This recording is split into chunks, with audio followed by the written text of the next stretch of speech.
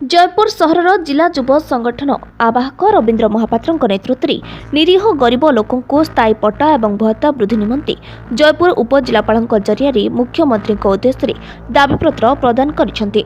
राज्य सरकार हजार हजार बस्ती बासिंदा को ड्रोन सर्वे करी घर पट्टा बदल योग्यता प्रमाणपत्र गरीब लोकों प्रदान करथिले, किंतु निरीह गरीब एही योग्यता प्रमाणपत्र माध्यम आज जाए कौनसी आवास घर पाई पारुनाहांती।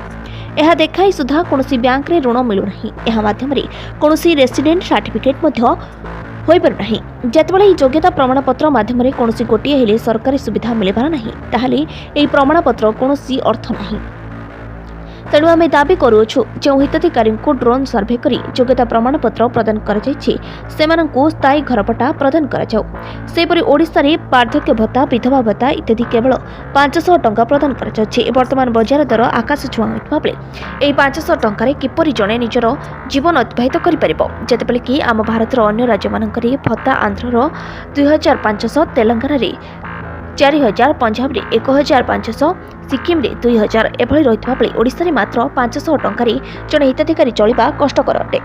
एणु अनुरोध करुछु वर्तमान महंगा को देखी आखि आगे रखी वार्धक्य भत्ता, विधवा भत्ता, विकलांग भत्ता 500 टंकार 1500 टंका को वृद्धि कली भत्ता हिताधिकारी उपकृत हेबे एवं सरकार को अंतररू धन्यवाद देबे बोली स्पष्ट उक्ति देइछन्ति बस्ती बासिंदा।